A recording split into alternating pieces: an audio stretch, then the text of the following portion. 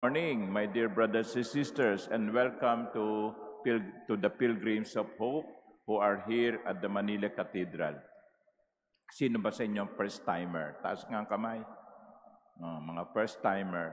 So yung mga first-timer, lumuluhod at humahalik sa floor, ha? Okay, so after the Mass. My dear brothers and sisters, our Gospel today is not the usual flow of the Gospels of the past days.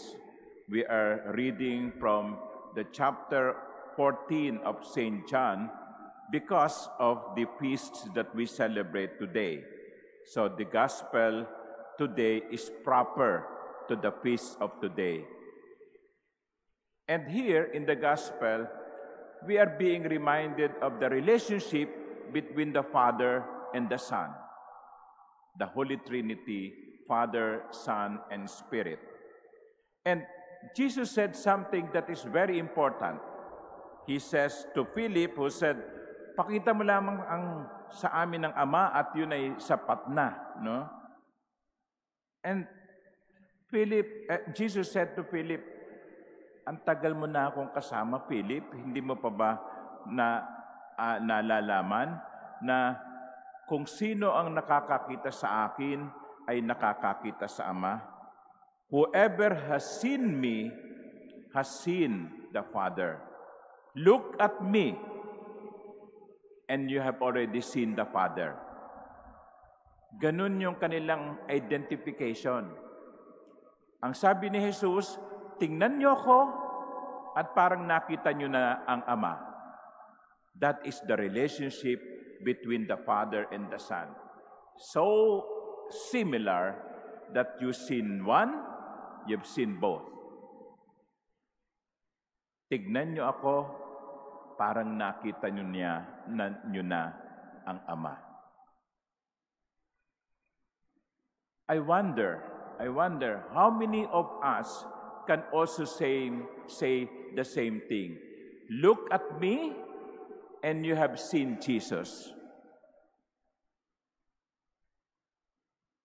Look at me, and you have seen Jesus. Because Jesus and I are the same. I think, my dear brothers and sisters, we forget one thing sometimes. Our mission is to be like Jesus. Our goal, our task. When we were baptized, we are given a mission to be little Jesuses in the world. Tignan nyo nga yung katabi nyo. Look at your seatmate. Tignan nyo. Do you see Jesus in them? No? Do you see Jesus in one another? Father, pag nakikita ko yung asawa ko, ibang nakikita ko demonyo, no? Di ba? That's the problem, no? When people look at us, they don't see Jesus. They see something else. But our goal in life is to be able to say, look at me, and you have seen Jesus. And how do we make that a reality? Towards the end of the Gospel, Jesus said that, Amen, amen, I say to you, whoever believes in me will do the works that I do, and will do greater ones than these, because I am going to the Father. Because, believe me, that I am in the Father, and the Father is in me, and because I do the work of the Father.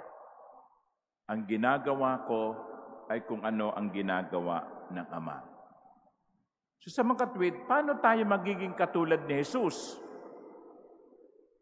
Paano tayo magiging larawan ni Jesus? Sa pamamagitan ng paggawa ng mga ginagawa ni Jesus. So therefore, to be like Jesus is not just appearance. Hindi katulad ng gayahin natin, magpahaba tayo ng buhok. Kahapon, may nagsimba dito, yung buhok niya, no? Yung babae, dalagita, yung buhok niya, parang katulad ng buhok ng pagkabuhay. Sabi ko, totoo ba yung buhok mo? No? Parang kamukha kayo ng buhok, yung pilukan nung resurrection. Then, nangiti siya. But the hair was real, no? The hair was real. Some people are like that. No? They want to be like Jesus, so nagpapahaba ng buhok. They want to be like Jesus, kaya nagpapapako sa krus kapag Good Friday, doon sa Pampanga. They want to be like Jesus. No. Being like Jesus is not just following His physical appearance. We do not even know how Jesus looks, di ba? Ang pagtulad kay Jesus ay hindi lamang paggaya sa kanyang panglabas na anyo.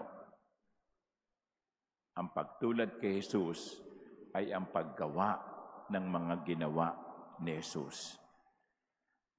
Ang kanyang pagmamahal, ang kanyang pagpapatawad, ang kanyang pagbibigay, ang kanyang pag-aalay ng buhay para sa iba.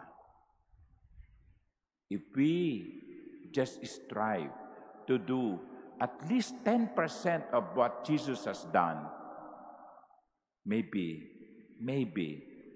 this world will be a better place. So my dear brothers and sisters, I remind you, let us be like Jesus, so that when people look at us, they see Jesus. Amen.